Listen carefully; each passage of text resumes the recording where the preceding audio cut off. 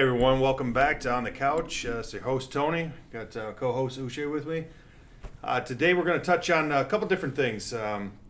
We brought in two of our recruiting staff, and just going to get a couple of questions from them and see a little bit of information on what they like to see from a recruiting standpoint, some issues that they may have, some troubles, some struggles, and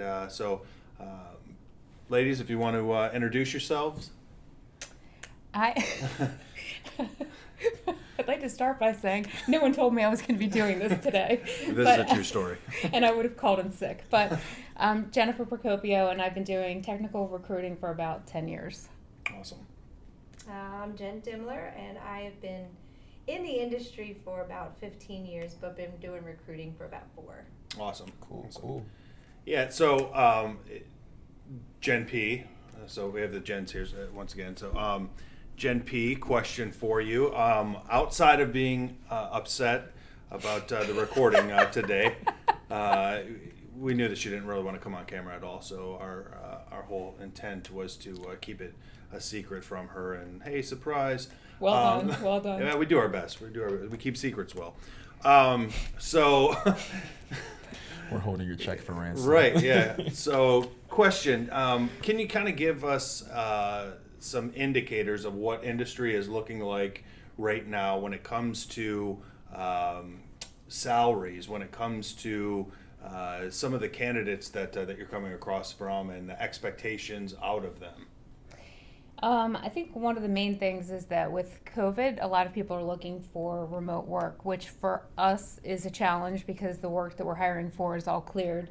I'm still not really figuring out how so many people are looking for a cleared job. The other thing that has changed dramatically are salaries have gone up a lot. I don't know what drove that change, but definitely people are asking for a lot more money than they were even last year and the year before. Jen D, how would you take, kind of some of the struggles that you've seen as you talk to candidates and some of the different questions that you hear from them, especially, to kind of piggyback off of the COVID comment, where do you see, some of the continued struggles from a recruiting perspective, but also when it comes to HR? Jen's ahead of our HR, by the way, so.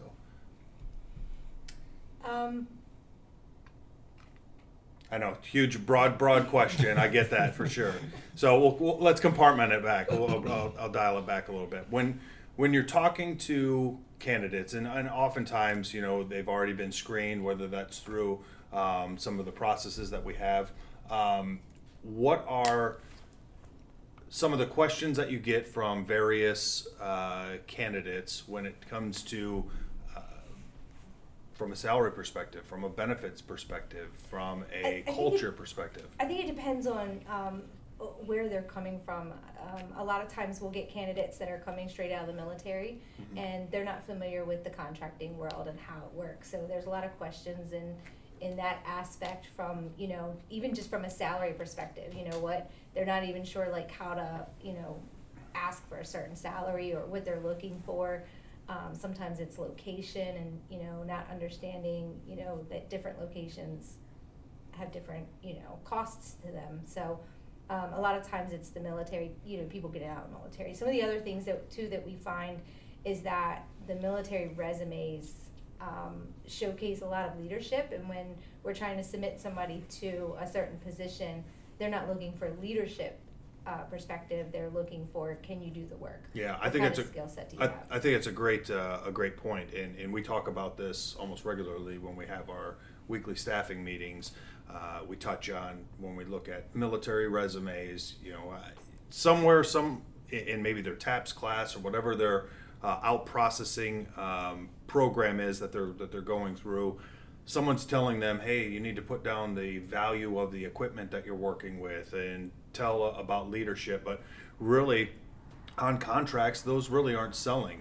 What's selling is the skills and then qualifying against those skills.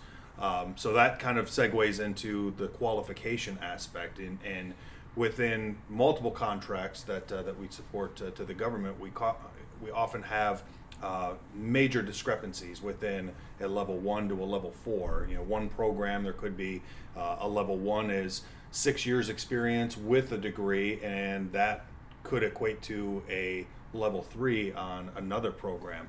So, Jen P, do you mind telling us a little bit about, like, as you chat with candidates, some of the expectations that you hear from them when it comes to salary?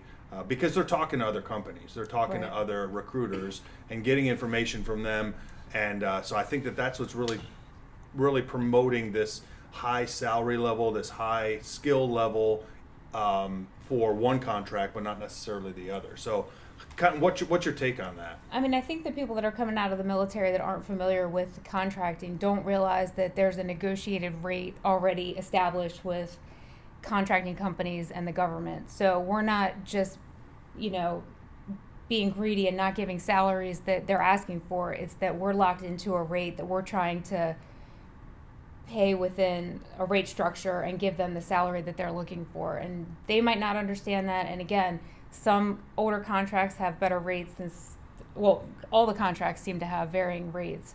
And I think no one would know that. Right. Sometimes we don't even understand why the rates are so different because from contract to contract, and they're obviously much easier to staff when the rates are good. Right, exactly.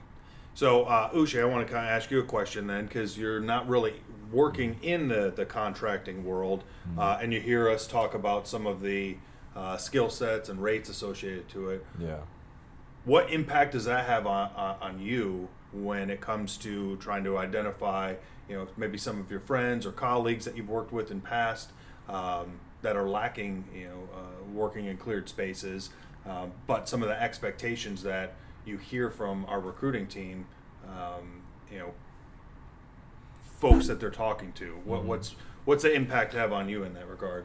I've heard from a lot of people that, like, colleagues and stuff, they've said things like, oh, these job listings, they're looking for a unicorn. I hear that a lot. Yeah. So they feel like, from a person who's applying, they always say that the stuff you guys are looking for is at this salary and this experience is unrealistic. Right. So there's a lot of that going around.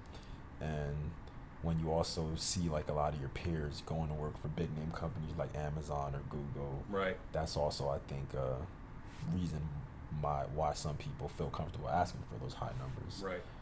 even though they don't have the qualifications or experience. Yeah. Yeah, and I think that's been kind of a continued struggle that we see when we're talking to candidates, when we're identifying that next level analyst, engineer, ensuring that we're providing the customer the qualified people, because we're going to get audited on who's in space and ensuring that they meet the qualifications.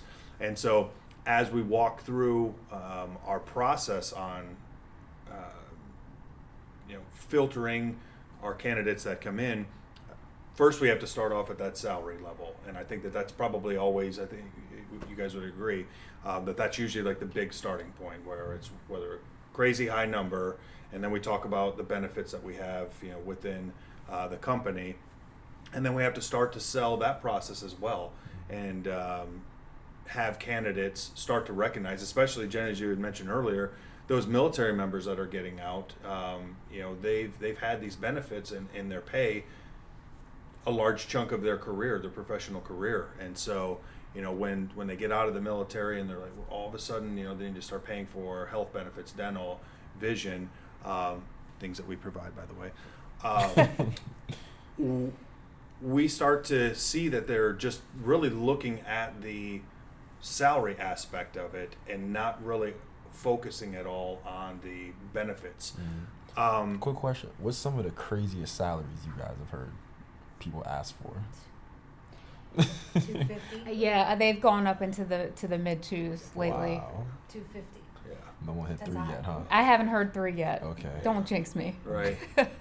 So, great question. When you hear those numbers, obviously, I mean, you need a rate structure to support that, Absolutely. and Which doesn't exist. Yeah, I don't think so. Where is kind of your next step in generating some expectations for those individuals?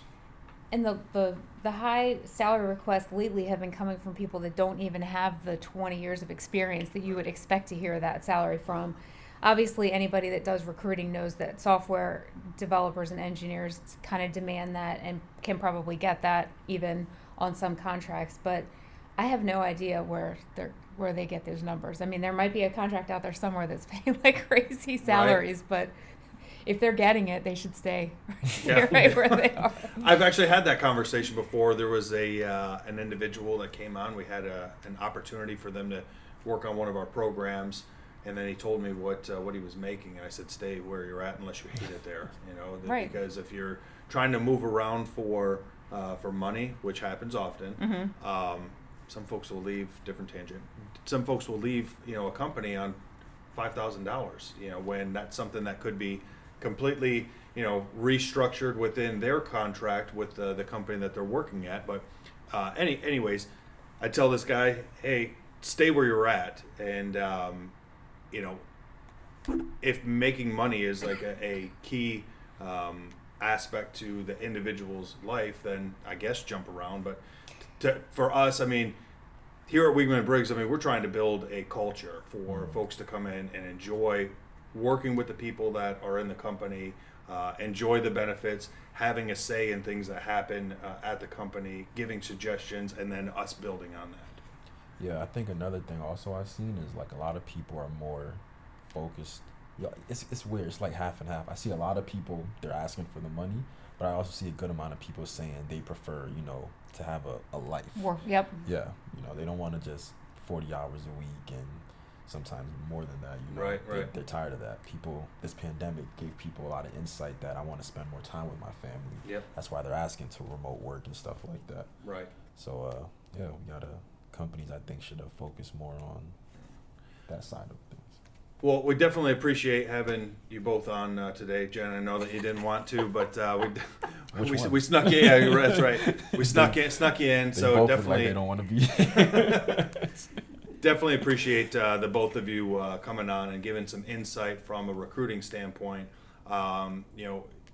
As we continue on with our podcast, our intent is to educate all of our listeners in some fashion. If it's on the topic of recruiting, to transitioning from military to whatever that is, our goal is to educate and answer as many questions as possible. So as Uche said on our last episode, we'll have a email address that is accessible to reach out to us. All of that, resumes, everything. It'll be in the bio under this video or in the video. Click in the corner. Yeah.